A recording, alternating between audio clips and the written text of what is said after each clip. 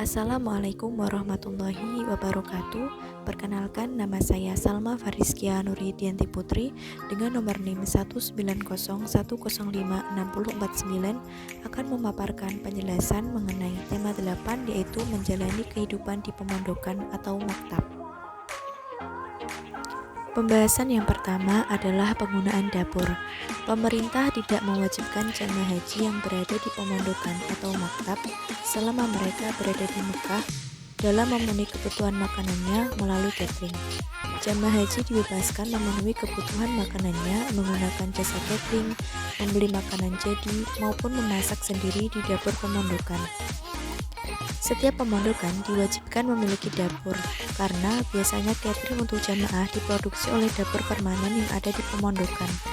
Namun, pada pemberangkatan haji pada tahun 2014, pemerintah Arab Saudi mengeluarkan peraturan mengenai larangan memasak di pemondokan karena dikhawatirkan terjadi kebakaran. Karena banyaknya jamaah haji yang lalai.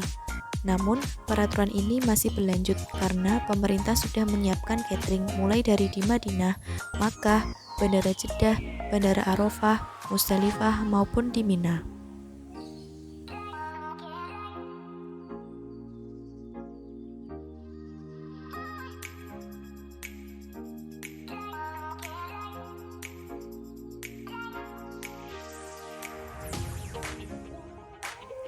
Selanjutnya, permasalahan yang sering terjadi pada penggunaan dapur di pemondokan. Yang pertama yaitu harus mengantri. Setiap jamaah haji yang ingin memasak harus mengantri karena terbatasnya kompor dan peralatan masak yang disediakan. Namun, di sisi lain terdapat catering, jadi setiap jamaah tidak harus memasak ketika akan makan. Yang kedua, jumlah dapur catering di masing-masing maktab berbeda. Jumlah dapur catering di setiap maktab berbeda, sehingga masih ditemukan pelayanan catering yang menggunakan dapur gabungan, sehingga terjadi ketidaklancaran penyediaan catering, sehingga masih banyak ditemukan jamaah yang sering pingsan karena ketidakmerataan dalam pembagian catering.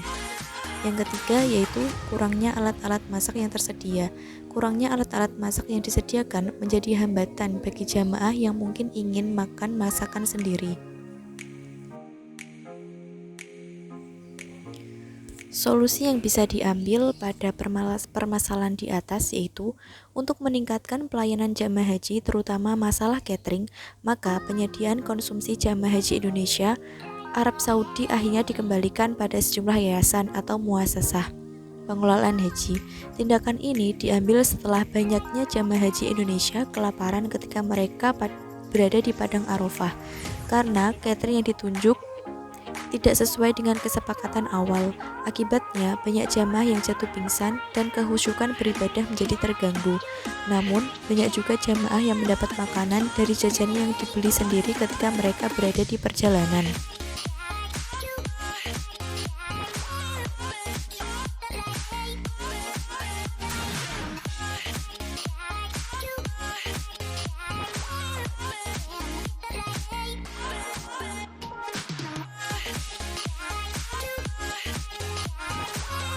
Pembahasan kedua yang dibahas pada tema 8 adalah penggunaan mesin cuci dan jemuran pakaian. Ada salah satu kegiatan yang biasanya kita lakukan di rumah atau pekerjaan rumah bisa kita lakukan ketika berada di tanah suci. Di antaranya yaitu mencuci, menjemur, dan menyetrika. Di pemondokan disediakan mesin cuci yang bisa digunakan oleh setiap jamaah untuk mencuci baju. Namun kendalanya harus mengantri karena mengingat banyaknya jumlah jamaah haji. Mesin cuci di sana sangat terbatas jika dibandingkan dengan banyaknya jumlah jamaah. Setiap lantai disiapkan mesin cuci untuk keperluan jamaah yang ingin mencuci, dan di setiap menara disediakan tempat untuk menjemurnya. Dan masing-masing di setiap menara disediakan 3 tempat sesuai dengan luasnya menara tersebut. Salah satunya yang ada di Hotel Kiswah. Ada 3 menara dan di setiap menara memiliki 30 lantai. Di setiap menara disediakan 3 tempat, yaitu lantai H, lantai PR, dan lantai dasar di luar samping hotel.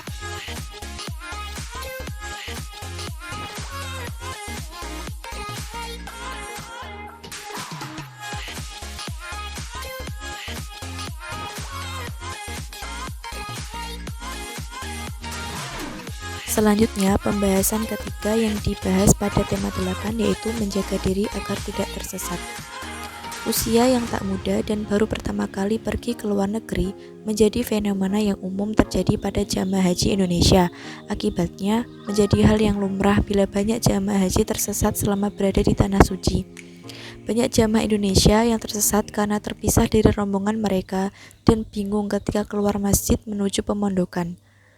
Bahkan tak jarang jamaah haji mengalami pingsan akibat kelelahan dalam mencari jalan pulang. Maka dari itu, jamaah diharapkan untuk tidak melepas gelang pengenalnya karena akan memudahkan mereka untuk dikenali dan gampang mencari pertolongan karena petugas keamanan tersebar di mana-mana. Oleh karena itu, terdapat tips untuk mengatasi tersesat jalan bagi jamaah haji. Yang pertama, setelah tiba di Mekah dan Madinah, segera kenali tempat tinggal dan tempat beribadah. Yang kedua, kenali sosok petugas penyelenggara haji yang resmi. Cari tahu apa warna seragam dan apa saja identitas resminya.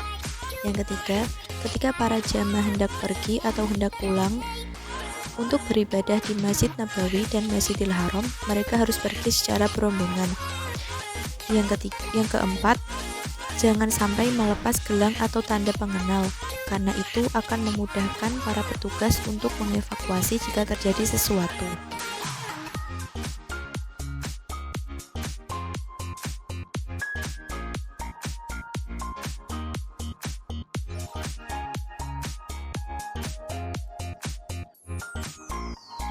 Pembahasan ketiga pada tema 8 yaitu perlengkapan wajib dipakai ketika keluar dari hotel. Ketika jamaah haji keluar dari hotel, kejadian yang sering terjadi adalah tersesatnya jamaah haji. Jamaah haji ketika akan kembali ke hotel ataupun ketinggalan rombongan, maka ada beberapa perlengkapan yang wajib dipakai ketika keluar dari hotel agar jamaah mudah dikenali sehingga akan mudah menolongnya dan mengantarkannya ke rombongan jamaahnya. Perlengkapan apa saja yang harus dibawa jamaah haji ketika keluar dari hotel? 1. Tanda pengenal. Tanda pengenal jamaah sudah dilengkapi dengan scan berkode. Tanda pengenal ini dimanfaatkan petugas saat ada satu kondisi menimpa calon jamaah dan mudah mengetahui identitas jamaah pada saat terjadi suatu masalah.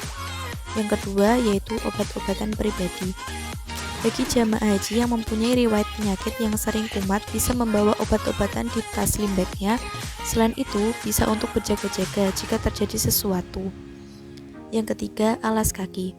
Jamaah diminta untuk selalu menggunakan alas kaki saat keluar dan tidak memaksakan diri untuk pulang tanpa alas kaki jika kehilangan sandal setelah beribadah, karena ditakutkan menyebabkan kaki melepuh. Oleh karena itu, diharapkan setiap jamaah membawa kantong plastik yang digunakan untuk menyimpan alas kaki. Yang terakhir yaitu buku pedoman. Buku pedoman sangat berguna bagi jamaah yang masih mengalami kebingungan. Isi dari buku pedoman tersebut adalah informasi untuk memahami tentang kegiatan haji, pelaksanaan, persiapan sebelum dan sesudah ibadah haji, dan solusi permasalahan yang sering dialami oleh jamaah haji.